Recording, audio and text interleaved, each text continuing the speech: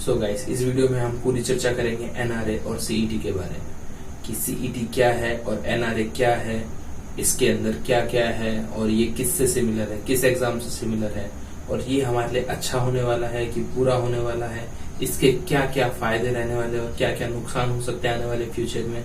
सो इस वीडियो को पूरी देखिए और वीडियो को कहीं भी स्किप मत कीजिएगा, नहीं तो आप काफी सारा नॉलेज मिस कर देंगे।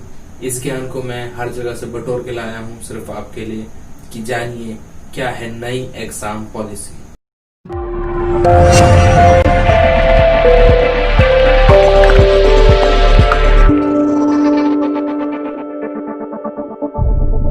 सो गाइस, इस एग्जाम पॉलिसी में दो वर्ड सुने होंगे आपने, सीईटी और एनआरए।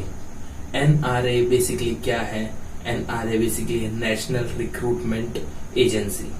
ये एजेंसी हाल ही में अब नई डेवलप की जाएगी, जिसके अंदर जो एक सिंगल एजेंसी हर तरह के एग्जाम लेगी।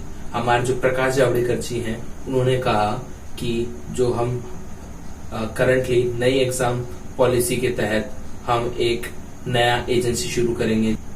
इस नेशनल रिक्रूटमेंट एजेंसी में जो हमारी पुरानी 20 अलग अलग एजेंसियां थी, वो एक साथ मिलकर काम करेंगी। जैसे कि हमारी फेमस टीसीएस जो एसएससी वगैरह के एग्जाम लेती है, वो और अलग अलग और भी जितनी एजेंसियां हैं, वो सब इसके अंडर काम करेंगी और एक सिंगल एग्जाम के तहत जो आपका फर्स्ट स्टेज होता है, प्रिलिमिनरी स्टेज जिसे हम कहते हैं, उस स्टेज के एग्जाम लिए जाएंगे। उस एक सिंगल एग्जाम से ही आपके सारे एग्जाम का रिजल्ट तय होगा और आप उस एक सिंगल एग्जाम को देकर आप हर एग्जाम के सेकेंड स्टेज को क्वालिफाई कर पाएंगे। तो आपको इस सीईटी के बारे में जानना होगा। सबसे पहले सीईटी क्या है? सीईटी क्या है? बेसिकली सीईटी है हमारा कॉमन एलिजिबिलिटी टेस्ट। जो कौन कंडक्ट करवाने वाला है? जो कि कंडक्ट करवाने वाला है हमारा NRA, national recruitment agency. Okay guys, so national recruitment agency एक सिंगल टेस्ट कंडक्ट करवाएगा, जो कि उस सिंगल स्टेज टेस्ट से आगे आने वाले किसी भी एग्जाम को हम देंगे, एक सिंगल एग्जाम को, और हम आगे आने different exams like RRB, SSC and IBPS, इन सारे एग्जाम को हम एक सिंगल एग्जाम देके क्रैक कर पाएंगे। लेकिन गाइस, ओनली फर्स्ट स्टेज। इसमें फर्स्ट स्टेज के लिए हम सिर्फ एक सिंगल एग्जाम देंगे और हमारा कंपटीशन जो है अलग अलग, जैसे एसएससी के और आरआरबी के कैंडिडेट सभी इससे एक सिंगल एग्जाम को देंगे। ध्यान रखिएगा गाइस, ठीक है? तो अब हम इसको कंपैरिजन करते हैं। आपने गाइस गेट का नाम सुना होगा, GATE graduate aptitude test for engineers, ठीक है? सो ये बिल्कुल सिमिलर है ग्रेजुएट एप्टीट्यूड टेस्ट के। मैं कुछ सिमिलरिटीज गिनवा देता हूं सीईटी और ग्रेजुएट एप्टीट्यूड टेस्ट की। सबसे पहले common eligibility test full form है हमारी सीईटी की, और गेट की फुल फॉर्म है ग्रेजुएट एप्टीट्यूड टेस्ट, जैसे कि आप जानते हैं, ठीक है? ये भी एक सिंगल एग्जाम है जिसके थ्रू आप मल्टीपल एंट्रेंस पा सकते हैं। एक और गेट भी हमारा सिंगल एग्जाम होता है जिसके थ्रू हम मल्टीपल एग्जाम पा सकते हैं, like ISRO, BARC and ONGC and EDC. Similarly हमारा सीईटी भी जो हमारा एग्जाम है, सिंगल एंट्रेंस एग्जाम से हम मल्टीपल एग्जाम के लिए सिलेक्ट हो सकते हैं, जैसे कि आरआरबी, एसएससी और आईबीपीएस। ओके गाइस, जैसे कि हमारा गेट एग्जाम देने के बाद हम सेकंड स्टेज, जो कि या तो इंटरव्यू होता है या एग्जाम होता है, उसके लिए हम सिलेक्टेड हो जाते हैं गेट स्कोर के तहत, जो कि गेट स्कोर हमारा 3 साल के लिए वैलिड रहता है। सिमिलरली सीईटी का जो हमारा स्कोर कार्ड रहेगा या रिजल्ट रहेगा, वो हमारा 3 साल के लिए वैलिड रहेगा।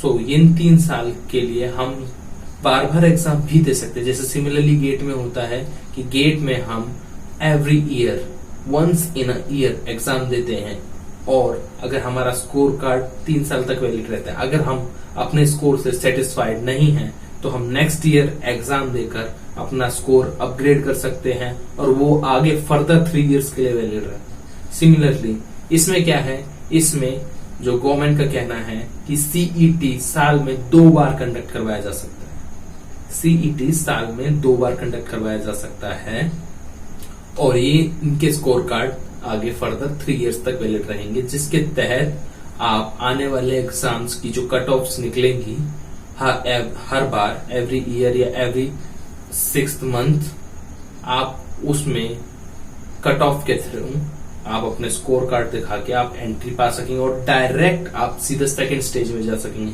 जो कि इंटरव्यू तो नहीं होता जैसे कि गेट में इंटरव्यू होता है, क्योंकि हमारे जो बी लेवल और सी लेवल के एग्जाम होते हैं उसमें इंटरव्यू तो नहीं है। तो हम सीधा सेकंड स्टेज एग्जाम जो कि हमारा रिटन एग्जाम होता है, जो कि कोर रिलेटेड होता है, हम सीधा उसके लिए अटेम्प्ट कर सकते हैं अगर हमने सीईटी क्लियर कर लिया है तो। सो गाइज, आपने समझ लिया कि सीईटी क्या है और इसकी गेट से कितनी ज्यादा सिमिलरिटी है। सो अब हम आते हैं, एक स्पेशल चीज बताने जा रहा हूं मैं। स्पेशल चीज ये है कि जो हमारा जो हमारा सीईटी है वो हमारा अभी लागू नहीं हुआ है, उसे लागू करने की प्लानिंग है 2021 में। सो अभी जितने भी करंट एग्जाम्स हैं वो एज इट इज ही लिए जाएंगे, जो हमारा करंट फॉर्मूला या करंट रूल्स हैं उन्हीं के तहत लिए जाएंगे। सो गाइस, इसके फायदे और नुकसान मैं आपको बताता हूं, लेकिन एक स्पेशल बात, जो कि कोर इंजीनियर्स हैं या फिर जो टेक्निकल फील्ड में हैं तो उनके लिए, जैसे कि हमारे डिप्लोमा मैकेनिकल स्टूडेंट या इलेक्ट्रिकल स्टूडेंट या कंप्यूटर साइंस स्टूडेंट, उनके लिए एक खास बात कि जैसे हमारे जो प्योरली टेक्निकल इंस्टीट्यूट्स हैं like ISRO, BARC and others, वो अपने सेपरेट एग्जाम्स कराते हैं जो कि उनके द्वारा खुद हेल्ड कराए जाते हैं और ये मोस्टली बबल फिल एग्जाम होते हैं, यानी ऑफलाइन एग्जाम होते हैं। तो ये एग्जाम एज इट इज ही रहेंगे, मोस्टली ये एग्जाम एज इट इज ही रहेंगे, क्योंकि इसमें टेक्निकल नॉलेज की जरूरत होती है और सीईटी में मोस्टली टेक्निकल नॉलेज नहीं आ सकती, क्योंकि ये कॉमन एंट्रेंस टेस्ट है। तो इस कॉमन एंट्रेंस टेस्ट को हम अगर टेक्निकल दे देते हैं तो जो अदर फील्ड के बच्चे हैं वो नहीं कर पाएंगे। तो आप टेक्निकल फील्ड वाले बच्चे और प्योरली टेक्निकल फील्ड में जाना चाहते हैं तो इसरो, बीआरसी और जो अदर्स टेक्निकल एग्जाम है जो ऑफलाइन लिए जाते हैं वो एज इट इज ही रहने वाले हैं। तो ये एक इंफॉर्मेशन थी जिसे आप ध्यान रखिएगा। अब मैं सीईटी के कुछ प्रोज और कॉन्स हैं, एडवांटेजेस और डिसएडवांटेजेस, उन्हें मैं गिनवाने वाला हूँ। नंबर 1 एडवांटेज जो रहेगी, हमें एक सिंगल एग्जाम देना पड़ेगा जिसके थ्रू हम मल्टीपल एग्जाम्स के लिए एलिजिबल हो पाएंगे। साथ ही साथ इसकी डिसएडवांटेज भी गिना देता हूं कि हम जैसे कि डिफरेंट एग्जाम देते थे, every 3rd month, every 6th month, हम बार बार एग्जाम देते थे, हर 2nd मंथ एग्जाम हो जाता था, अलग अलग फील्ड के लिए हमारी प्रिपरेशन कंटिन्यू रहती थी। सो वो हमारे चांसेस कम हो गए हैं एवरी एग्जाम को क्रैक करने के। ये डिसएडवांटेज। अब सेकंड एडवांटेज ये है कि हमें फोकस करना है सिर्फ एक ही एग्जाम के लिए। हमें सिर्फ एक ही एग्जाम के लिए फोकस करना है। हमें सिलेबस सिर्फ एक ही पढ़ना है, ना कि 4 सिलेबस। अलग अलग एग्जाम होते तो हमें 4 सिलेबस पढ़ने पड़ते हैं। लेकिन इसका एक नुकसान भी है। इसका नुकसान ये है कि कंपटीशन ये बढ़ जाएगा। कंपटीशन इस तरह बढ़ जाएगा कि आपका जो आईबीपीएससी वाला है वो भी आरआरबी के साथ पार्टिसिपेट करेगा और जो आपका एसएससी वाला है वो भी आरआरबी के साथ पार्टिसिपेट करेगा। सो बेसिकली कंपटीशन इंक्रीज होने वाला है। जब 3 बंदे एक ही साथ लड़ेंगे अलग अलग एजुकेशन लेवल के लिए तो कंपटीशन लेवल जो है वो राइज करेगा। ठीक है। So third and the last point, जो हमारी जनरल स्टडीज है वो इसमें मोर आने वाली है। जो बच्चे हैं जनरल स्टडीज जिनकी वीक है उनको ये थोड़ा टफ पड़ने वाला है। और साथ ही साथ जो इसकी डिसएडवांटेज है कि कोर सब्जेक्ट जो हमारे हैं वो बहुत कम करती हैं। कोर सब्जेक्ट जो हम पढ़ते थे वो कोर के टच में नहीं रह पाएंगे। अगर हम इसे फोकस करेंगे तो हमारा सेकंड स्टेज का जो कोर सब्जेक्ट है उसके लिए हमारी प्रिपरेशन थोड़ी सी कम हो जाएगी। तो ये भी एक इसकी छोटी सी डिसएडवांटेज है। सो गाइस, इसके बेसिक कंक्लूजन पे आते हैं। तो इसका बेसिक कंक्लूजन है, ये बेसिकली गुड है क्योंकि ये आने वाले टाइम में जो हमारा एजुकेशन लेवल है और जो हमारा कॉम्पिटिटिव लेवल है उसको इम्प्रूव करेगा।